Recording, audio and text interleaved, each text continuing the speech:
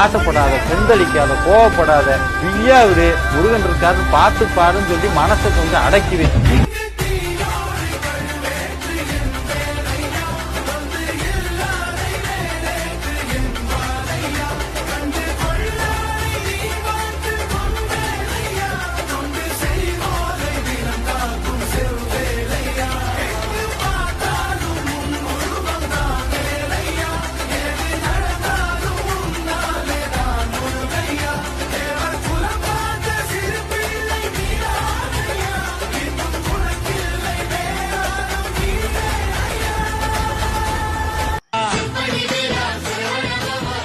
கோயிலுக்கு போய் முருகனை கும்பிட்டேன்னா மனசுக்காக நிம்மதியா இருக்கும்.